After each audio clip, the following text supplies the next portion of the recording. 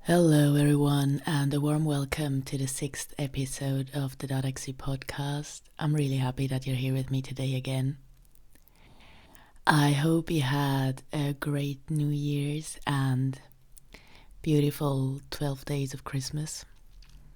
In German, or in Swiss German, we call them Rauhnacht. And like every year, I really dove deep. Like every year I think like, oh no, this year it'll be okay. I mean, it is always okay, but it's never smooth. Like, I don't know, there are a lot of myths around this time of year. And just to like describe it maybe in very short terms, it's like when the gates are open between the worlds. So there is also a lot that's like stored in our subconscious that's ready to be released, that comes up. And there is this certain busyness but also quietness around these days and nights. And yeah, every year like I dive very deep into certain subjects, and it's always very enlightening once I come back up. But in between it's very strong experience. Anyways, what I want to talk about today is why I am super sure that being spiritual is a political act, and that therefore it should like be focused on way more by today's society.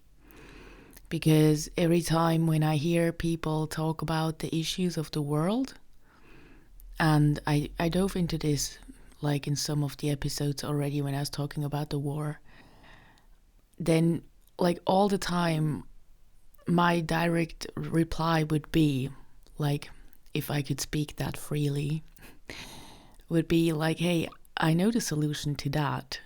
And the solution is that everyone needs to get to know their own fucking self. And everyone needs to understand that they have a shadow, and that no matter how good they want to be or aspire to be, we also all have bad sides. We all have sides within us that hurt others or hurt ourselves, which are both very bad. And like, if we do not perceive it, it doesn't necessarily mean that it's not there. Yeah, we were very much trained in school and in society to overlook certain things. Yeah, it's very easy for our brain to think that it's about everyone else and not about us. And why I think that being spiritual is a political act is simply that, everyone wants peace. Or like all the people I know want peace. Yet we tend to do things on the outside that should generate peace. Yet most of us do not really carry peace within us. And the way to find peace within is spirituality. And it's the kind of spirituality that I live, which is understanding that there is something like energy, understanding that there is something like God or the universe or source or however you want to call it, and that your life is actually just an individual expression of that source. And therefore, when you really understand that very deeply, you will not think racist anymore. Or maybe you will think racist because that's what you were conditioned to do, but your second thought will be, oh no, that was racist. I shouldn't think like that. Yeah? We cannot erase racism in just one generation. It's not possible because the conditioning is too deep. But what we can erase is the thinking that just because we don't want to be racist, we are not racist. Because that's what's happening a lot in the world. That just because people want to be a certain thing, they believe that they are that thing. Yet, like, if you are white privileged and you believe that you aren't simply because you don't want to be, maybe that's not your call to judge that. Yeah, maybe that should be like another person's judgment, simply because we do not see ourselves fully. And being on the spiritual path that I describe or that I live comes with complete self-honesty, and it's not necessarily focusing on the energy as we do in certain spiritual practices like Reiki and so on, but it's more about working with the energy that is here. So working with the emotions and the thoughts that I have, reflecting on where do they come from. And by doing that, everyone will actually understand that they always come from within. Yeah, because the thing with our brain is that it's super intelligent, but there is one issue with it, and that is that it was programmed by a child. So certain thoughts about the world and about ourselves in it are just not true, because they were formed by a child, or they were formed by a school system. And the purpose of this school system wasn't necessarily to free a soul or keep a soul free, and wasn't necessarily on keeping the human being creative. So we have all of these conditionings, and I believe that spirituality can help a lot in getting rid of these conditionings, so that the energy that we are can be fully embodied within this physical reality and be like, I don't know, shown outwardly from within. You know, like, I believe that we are all these kind of sparks of source energy. And we were lucky enough to win a physical body. And we were lucky enough to live so long in that body that we actually sit here now and we record this podcast, or we listen to that podcast. And we are here to outlive our very unique spark. And this doesn't happen when we get conditioned to copy things, to always like stay in certain paradigms of thinking. And again, I understand that when we do not believe in spirit and we do not perceive energy, which is actually only possible when we have a more or less regulated nervous system. When our nervous system is not regulated, our brain waves are different, and so we cannot even perceive energy the way a system can that is actually relaxed and that is actually well nurtured and in a good biorhythm, so to speak. So a lot of people that say, oh yeah, this is just bullshit and I cannot perceive it, or just like, yeah, your system is not capable of perceiving that. It is, of course, but not in the state you are in currently. You know, I mean, that happened to me. Like, for years and years, I was working with energy and I was perceiving it, but I couldn't feel it in my body. No way. No way that I could sense it in my body. And I always thought that maybe I'm doing something wrong, or maybe that's just how I perceive energy and work with it, and that's okay.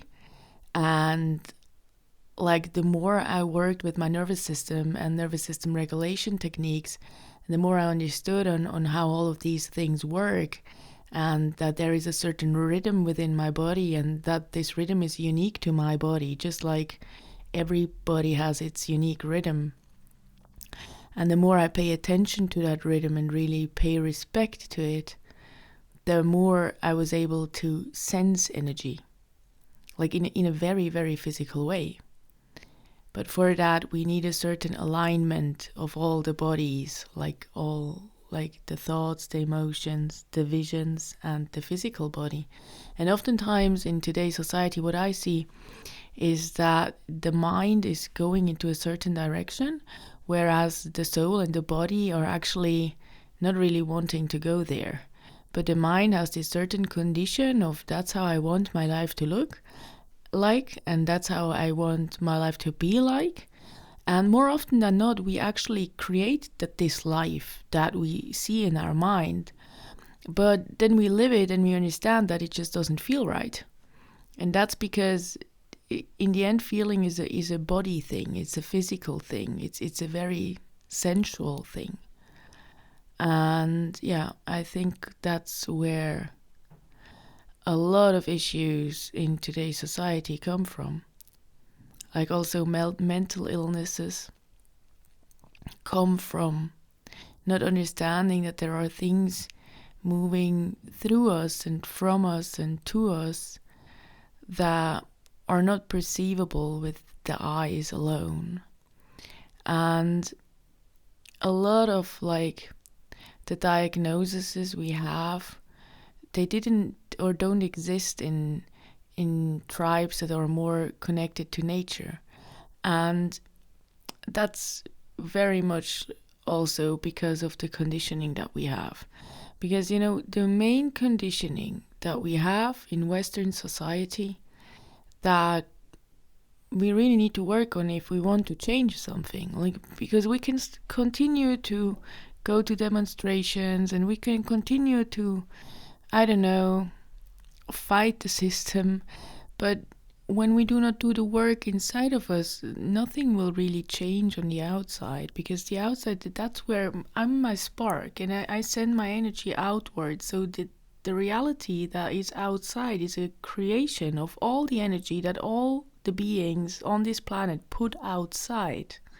So the clearer this energy is from everyone, the more harmonious it can be. But when we all have this noise inside of ourselves and we don't want to face it, so we distract ourselves with the noise on the outside,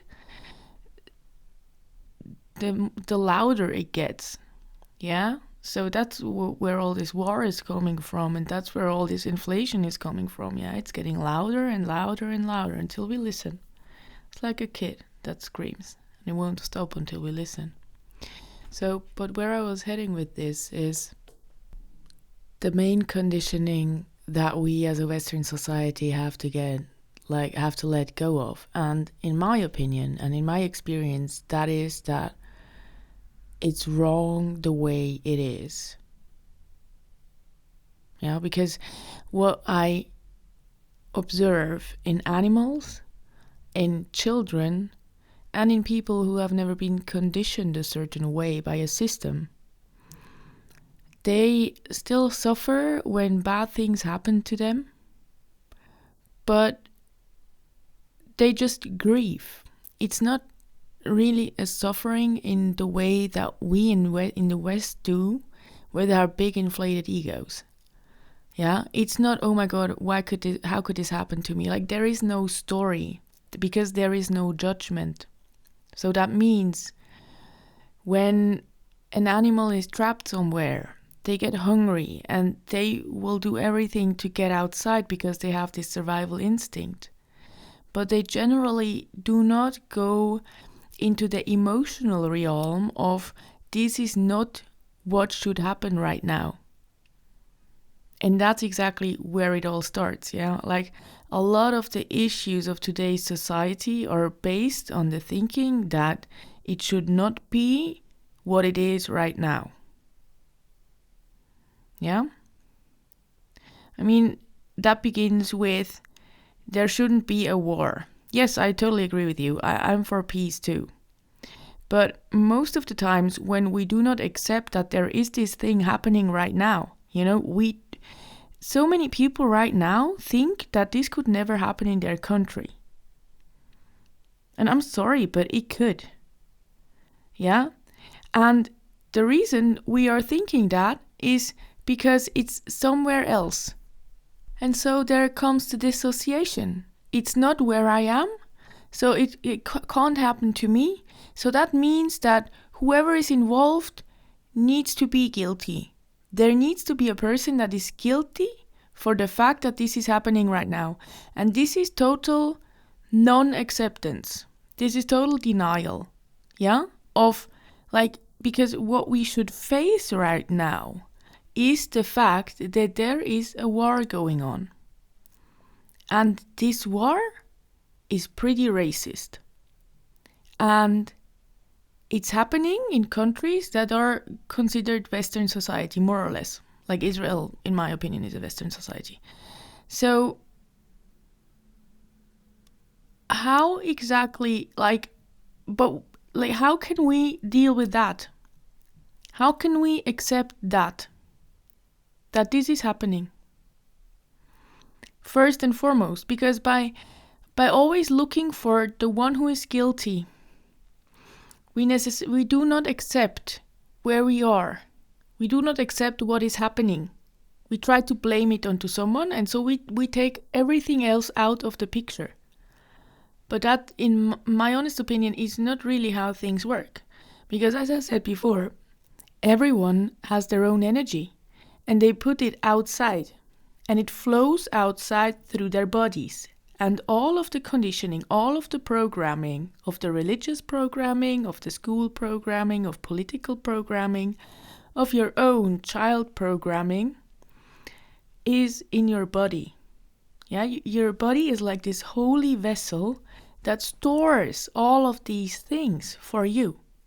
So they cannot be lost, because one day you will want to solve them. Yeah? And this goes on over many incarnations. So, but anyway, so when we dissociate by saying, oh, this could not happen to us, or looking for somebody to blame, and then not having to look at the terrible things that are happening, we also, because we put energy out into this world, so in some way or another, our energy has created what's happening. Yeah? And this can be the very energy that we judge. Because as I said before, we can read a lot of things. We can listen to a lot of people.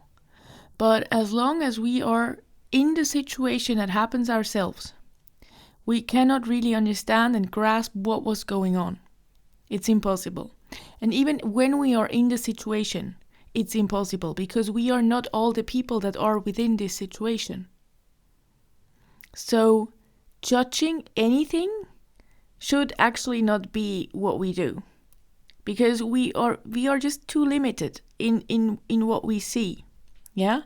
So for sure I can say I don't want others to get hurt. And when this should happen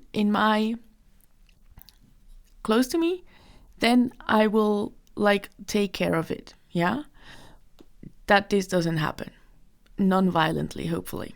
So, but judging how others act without knowing what happened to them, or what maybe is stored in their bodies, or maybe even knowing that, but just not paying respects to it, because they should be better, or they should do better, and you would never do that, or you would never be like that. That's just stories. It's judgment. It's so many people tell me, oh, I would have never been a Nazi. And I'm like, yeah, well, you don't know. And I mean, I really don't want to have been a Nazi, but I don't know what would I have been in the days of Hitler, because times were just very different. Everything was different. I don't know exactly how propaganda worked. For sure I know from how we see it now, but I don't know how it was when you were hungry and bread was so expensive that you would have had to sell your house to make your family eat for a day. I never lived through such rough times. And I know that when times are that rough, we change. I changed a lot in the course of my life, and it has a lot to do with what happened to me and also how I dealt with it. And here again, we are at the point why spirituality, in my opinion, is a political thing. That we build all these machines, and we build all these wannabe solutions But in the end, the one main issue is that there is no limit to capitalism. So very few people own all the money in the world, just to keep it very simple here. And because of that, we have created this society where everybody feels like they should have more, or they want to get more.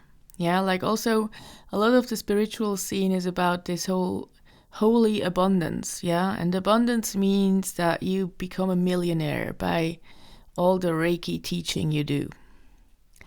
And, I believe absolutely in the beauty of having enough money, and in the beauty of being able to maybe afford a little bit more than what you would basically need. But abundance to me is not really having this huge amount on my bank account, but rather having a life that I really enjoy living, and having a bank account that is full enough and work that is fulfilling enough so that I know that my bank account will be full again next month. And maybe even, having some savings and stuff like that. I totally understand all of that. But the thing is that because we created this ladder, or the system created this ladder where many have almost nothing and few have almost everything, it's this constant thing of either I'm getting more or I will lose. And that's exactly how Wall Street works. If you would have the same profits every year, that wouldn't be good on Wall Street. You have to make higher profits every year. And that's actually what at the moment ruins society, because that's what makes products way worse in quality. It's what gets workers paid less. It's what gets workers unemployed. It's what makes shops get closed. It's all related to this one thing, that there is no limit, and that we always need to have a little bit more just to prove that we are just as good as we were last year. And this kind of went into our own conditioning and our own thinking about money. So many people just want to become rich. To do what? To not have to work anymore. And okay, cool. I mean, I've been there. I didn't work for 2 years. I financed it myself. And it's not at some point you come up to a point where you want to work because you want to do something in this world. That's what you incarnated for. Yeah. I totally agree that we work too much in Western society. The day has too many hours. We should work less also for our health. But to not have to work at all, for the rest of your life, it will just make you do drugs and stupid shit. Yeah, because you will get bored. Yeah, that's just, again, here we are again. How many influences this has, because the more we consume and the more we are in this capitalist society, the less we want to die because we don't respect natural rhythms anymore, and the less we want to look at the things that really matter. Yeah, as so many people think that once they get rich, everything's cool. But that's just not what's going to happen. I really wish you to get rich if you want that, because I think everyone should get what they want. But in most cases, it's just not what we need. For sure we need enough money to not have an existential crisis every month and all of these things. But having this unlimited system in place financially that is more, newer, faster, and it's always getting less in quality. Whatever I own, whatever, especially electronic devices, they got worse over the years. None of them got better in quality. They maybe got faster and all of these things, but the quality suffered. They are not as good as they were before. Why? Because they need to be replaced one day. Why? because of capitalism. Yeah, in the 90s, like Nokia produced cell phones that could fall off a building and were still working because they designed things that should last a very long time, because that's what it was before. Before, when you created a product, and that's what like the really good people still do, but it's getting really hard because it's really expensive, or it's expensive compared to the very cheap other sellers that just don't do good quality. Yeah, so before we produced things that should last a long time. Now we have people that invested in our company, so they want some financial return. And because they only get a financial return when my profit is a little bit higher than last year, because I need to win the Wall Street race, I need to show that I'm getting even better than I was before, I have to cut somewhere. So if I don't want to just let people go, the first thing I will cut is the quality of my product. And so it's not even that there is anyone to blame. It's just the system. And I think the main thing that spirituality helped me with is to train my understanding of limitation. Because, so many people just want to stay young forever and they don't want to die. But I can promise you that you will die. One day you will die. That's I can promise you that. And so many people are so afraid of dying that they just run away from it all their lives. And then when the moment comes, it's super overwhelming and so unfair and la la la and la la la. Yeah, but you haven't even really lived because you were always afraid of dying in the first place. So finding peace with our limit, which is death, and finding peace with our limit also when it comes to restricting our working hours, restricting the money that we think we need, and understand how much, so many people work their asses off just to buy more and think that's normal and that it will get them somewhere. But that's just not happening. And again, here we are at that point that when we are not spiritual, when we do not understand, or when we just do not consider energy as even being existent, I believe that the world is pretty empty. So we have to fill it. And we feel that it's empty and that there is something missing. There is a bigger picture missing. And that most of the time is just our consciousness and our awareness. Yeah, that let's say we accumulate all these stories about ourselves in the world and we call them conditionings. And we do that for a very long time. And they get so normal and they get so comfortable because we feel that they are what we understand of the world, although maybe they are super wrong. But they make us feel safe. And they make us feel like we can connect with others. That's a biggie. That most of our conditionings we actually want to keep deep down inside because it's our belief system that runs the thought that only through that can we connect with others and can we belong somewhere. So becoming spiritual in the sense that I'm talking about, and that has a lot to do with awareness, is to just meditate and let all of these stories come up and look at them again and understand that some of them just are not true. And depending on your level of trauma, you can do that on your own, or you can do that with the assistance of plants or people or animals. But that's actually what spirituality is to me. That we just look into all the stories that we tell ourselves and being very self-honest about what is really valid and what is not. Yeah, because so many of us believe that we are not worthy. But that's such a weird thought. Like if you weren't worthy, you were not here. It's as simple as that.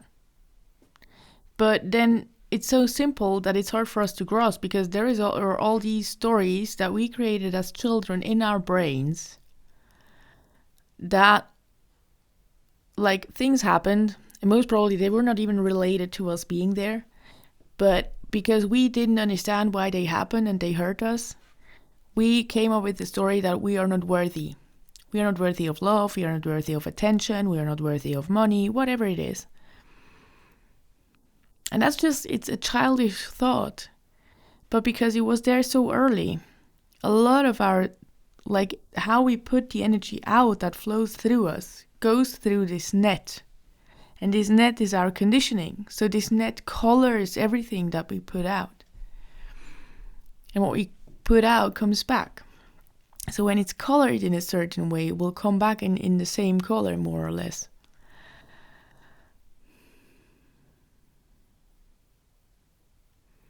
And that's why judging others for being racist, I mean, nobody should be racist, and I will tell people to not be racist when they do it in front of me. But then saying you're a bad person because you did that, that's the judgment, yeah? Like, I'm not saying you shouldn't call something what it is, because you should always call a thing what it is, no matter if it's a racist or an asshole or a misogynist, whatever. But going into the judgment and saying that you are that, and like, for sure they should change, but you are that and you are the guilty spot in the whole story, is just so easy. And it's not true. It's never true. Yeah? Like, most people that are like that because they had very bad role models. And we all know some of the boomers that really are super racist, and they don't even understand. Like, you tell them in their face and they just don't understand, because it's out there for them that what they are doing right now is racist. Yeah.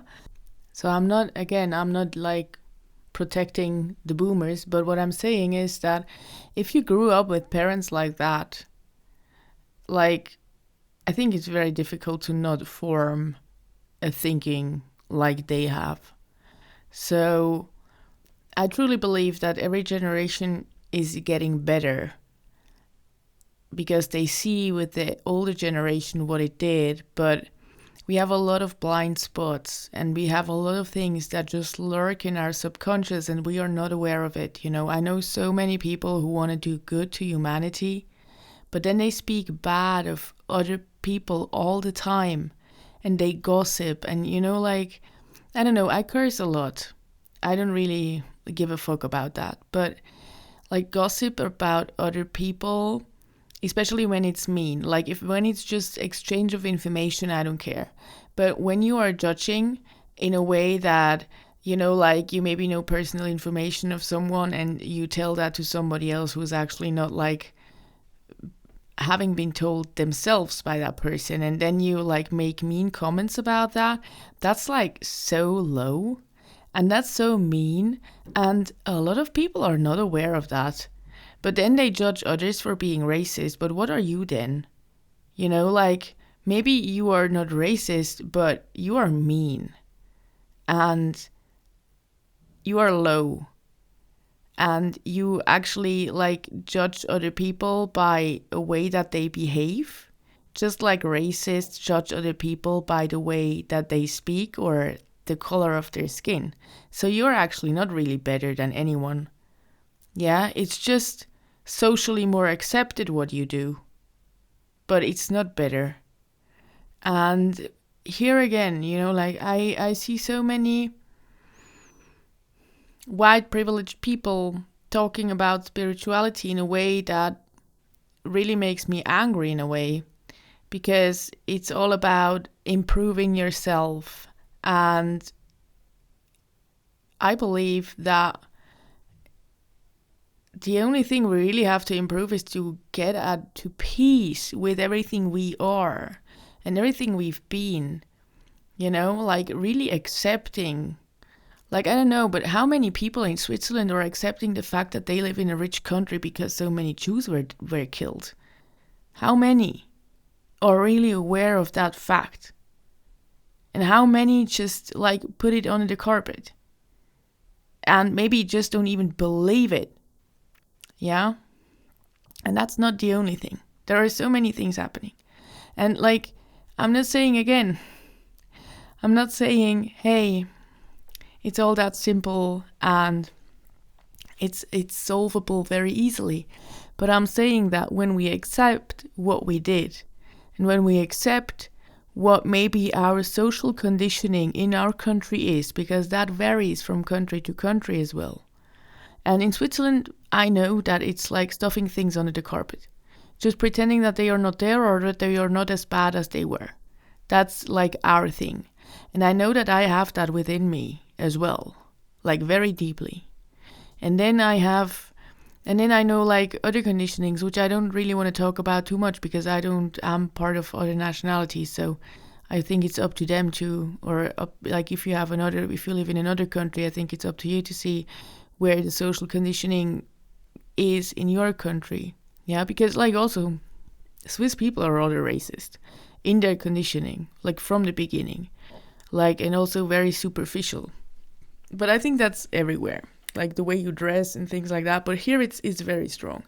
So yeah, but there are like different variations of these conditionings, and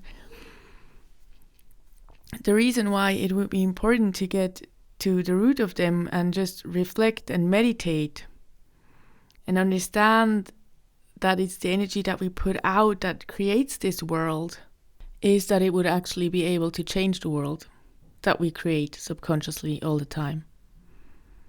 So I believe that if you really want to make a revolutionary act, or if we want to change the world in one way or the other, or just like make it actually comfortable for ourselves and our souls to be here, then it's very important to work with energy and work with spirit and understand where all of these things come from and where they want to go.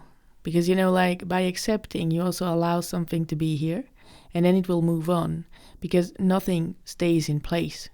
This is the universe. It's constant evolution. Nothing stays. But if we never really invite it in, it just waits in front of our door until we open it for it. So I feel like this episode was super all over the place. I'm doing better than I was before, but like I'm super tired, and it was a really rough day. It was new moon today, and I really wanted to record this episode because I thought it was a wonderful idea. And right now I'm like, oh my God, I really hope it made sense and that you enjoyed listening to me saying whatever.